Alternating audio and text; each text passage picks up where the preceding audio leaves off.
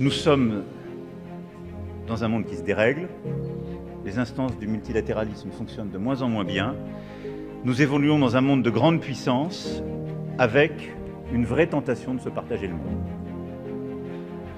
Et je crois que ce qui s'est passé durant les derniers mois ou parfois les derniers jours n'a rien enlevé à ce constat. Et donc c'est le grand risque de l'ordre international dans lequel nous vivons.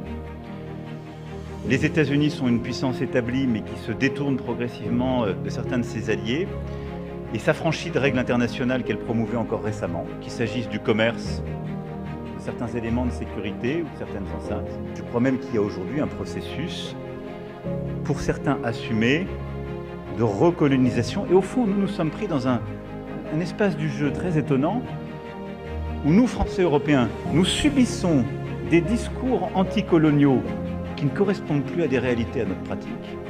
Et nous subissons une agressivité néocoloniale de certains. Mauvaise situation, pourrait-on dire. Je crois que si nous montrons de la constance, de la détermination et de l'action, elle peut être féconde, mais il va falloir beaucoup d'endurance. Dans ce contexte, je pense qu'il y a deux comportements qui ne nous correspondent pas.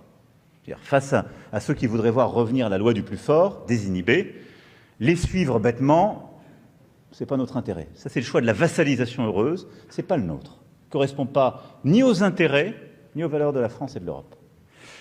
De l'autre, il y a un choix aussi qui pourrait être tentant, qui est celui de dire, qui est le choix moral, de dire on n'y peut plus rien, mais on va continuer de dire ce qui est bon.